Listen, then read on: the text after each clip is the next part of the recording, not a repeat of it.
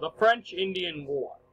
So, now that we begin our saga on the American Revolution, we have to first begin with the war that sets up the Revolution, the French-Indian War.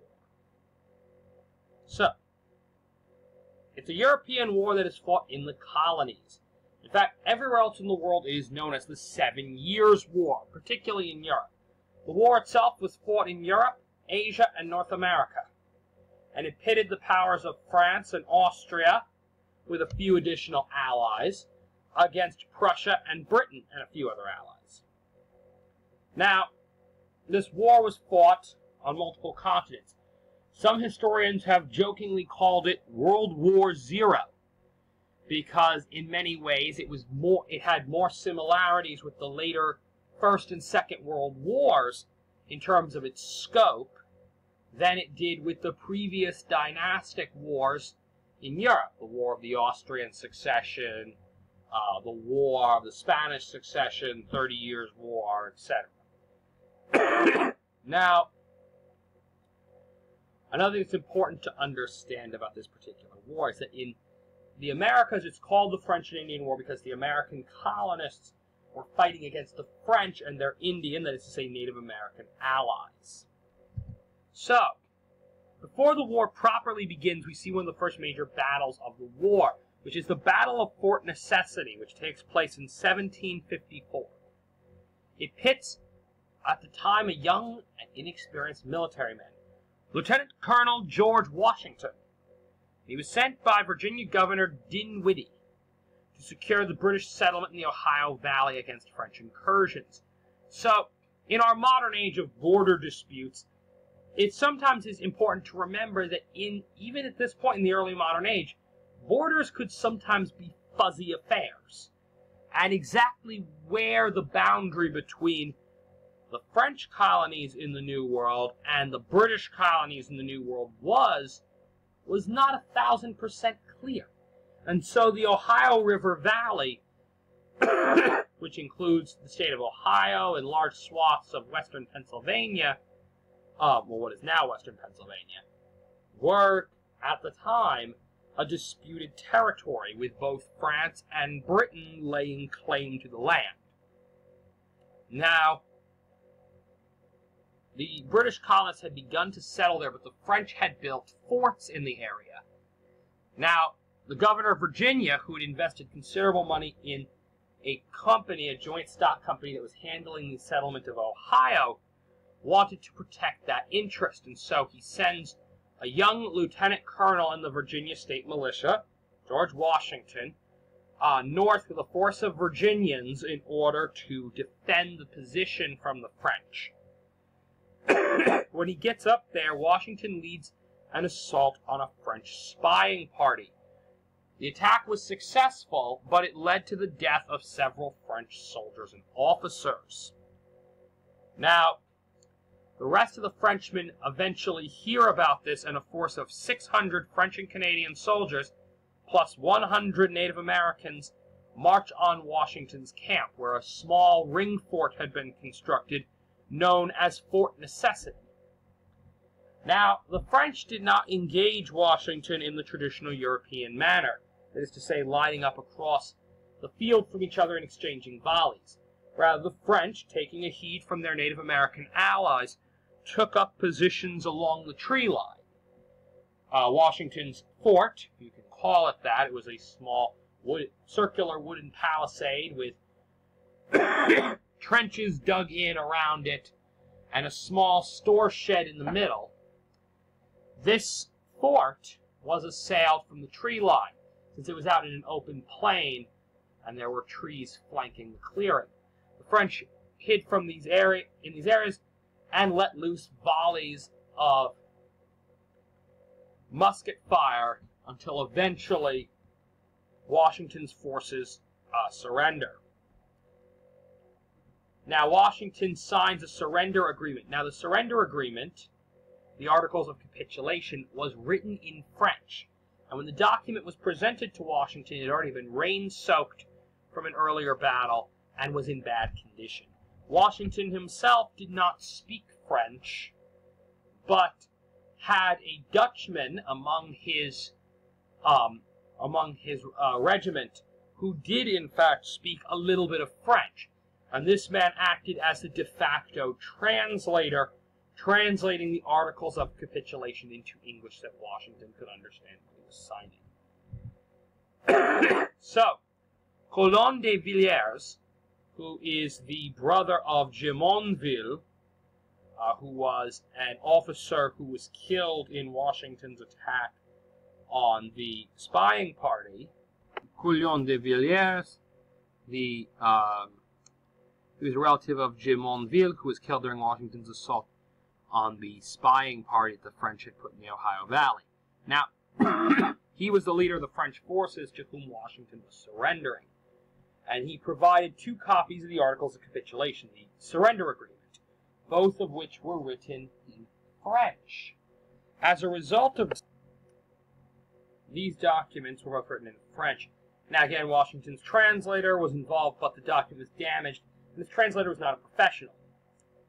In the document, there were references to l'assassin du Sieur de Jumonville, or the assassination of Sir de Jumonville.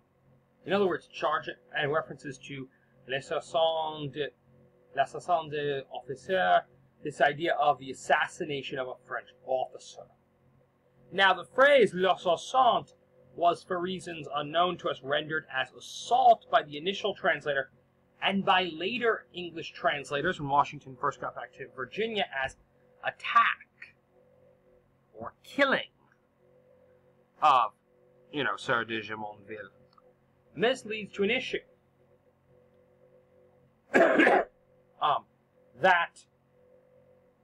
It was not understood. The intended French translation of assassination, which is the French intended use of the term, was not understood by Washington when he signed the document.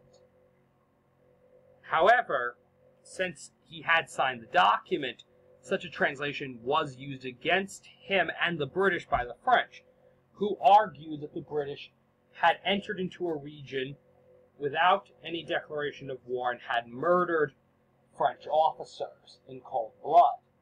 And since Washington had signed the agreement, it made him, in the eyes of much of the international public at the time, a confessed murderer. Or at least this is how the French attempted to spin it in order to make themselves have the moral high ground on the Ohio Valley issue. So, in 1756, the war broke out, and the war would not end until 1763. Now, the cause of the war had not been the events at Fort Necessity. The cause of the war, in all honesty, had to do with this being basically a follow-up to the War of the Austrian Succession, which we discussed earlier, which had been fought between the House of Habsburg and the Hohenzollerns. Habsburgs, represented by Maria Theresa, who had lost Silesia to Frederick the Great of House Hohenzollern of Prussia. During the initial war, that initial version of events, it had been Prussia and France against Austria and Britain. However, even though Austria won the war, they did not, in fact, regain Silesia. Austria then renegotiated alliances. In this case, they claimed the French by forming an alliance by sending off one of Maria Theresa's daughters, a young princess by the name of Marie Antoinette, to marry Louis XVI of France. This secured an alliance between the Habsburgs and the Bourbons, which then caused the Habsburgs to issue war against Prussia. Noticing the powerful alliance of 2 major European dynasties, Britain, not wanting the fusion of a Habsburg-Bourbon dynasty and any trouble this would produce thereafter, decided to side with Prussia. This position was also aided by the fact that George III, like most of the House of Hanover, who were the current dynasts ruling Britain, were more concerned with affairs in Germany than they were in Britain. And so Britain entered the war on the side of the Prussians, and so began the 7 Years' War in Europe, known as the French-Indian War here in the States. So, It should be important to note that you had two different sides. You had, on the British side, you had British regulars, that is to say, the regular standard enlisted men of the British Army and Navy, the Redcoats, if you will. These are professional soldiers.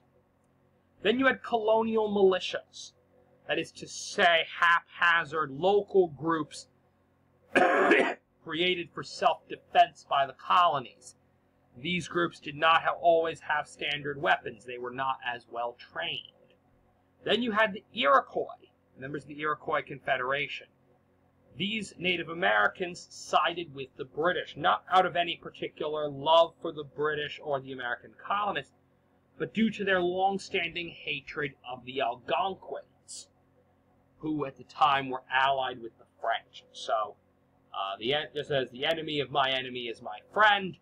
The friend of my enemy is also my enemy. So, since the Algonquins and the French were allies, that motivated the Iroquois to throw their lot in with the British.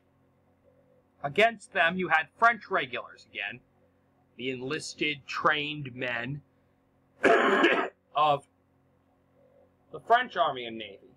You had Canadian soldiers, again, mostly militiamen from Canada. You also had multiple tribes. Most of the Native Americans in the region sided with the French over the British. Now, there are four major battles of the French Indian War, battles on North American soil that we need to talk about.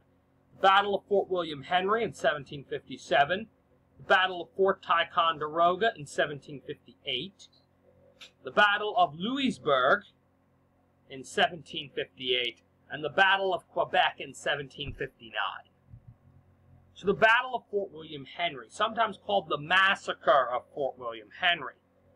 It was two assaults by the French regulars, Canadian militia, and Native Americans. The first attack in March was a complete failure. The second assault in August ended with the French capture of the fort. The fort was eventually burned to the ground.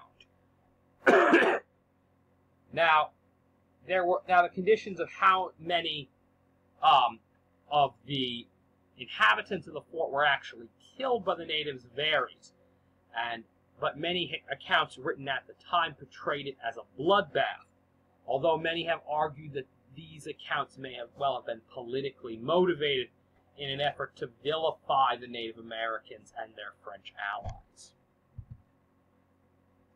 Now, the Battle of Fort Ticonderoga. British regulars, colonial militia, attacked the French fort of Ticonderoga.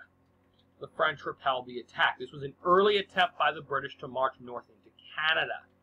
It was a failure, and this would lead to a more successful assault in the capture of Louisbourg, which was a French fort on Cape Breton Island, which is an island that essentially allowed the fort to guard the entrance to the St. Lawrence River, which is the river in Canada that leads to the city of Quebec. Now, to take the position, Britain sent 157 warships and 11,000 men. These regulars were then joined by 200 American Rangers. The lead of the command belonged to General Amherst and Brigadier General James Wolfe. The British victory on the island eventually opened up Wolfe's campaign in Canada. Because of this victory, which was achieved on this island, the British were then able to sail up the river and assault Quebec. So Wolfe led the attack on Quebec and died after the victory. The French engaged the British in open combat on the plains of Abraham outside the city. Although the French had superior artillery, when faced with the British, their infantry broke rank. They fired volleys too early, went in for a charge. The British came up close, fired a single, or it might have been a couple of volleys, accounts differ, which broke the French line in spite of their superior artillery strength. Wolfe supposedly gave several of the orders to rout the French and prevent their retreat before dying of wounds he sustained in the battle. His French counterpart also died during the battle. Quebec was then captured by Britain. A general by the name of Townsend took command of the British Army thereafter. Now, colonial unity. Warfare necessitated greater cooperation amongst the American colonists.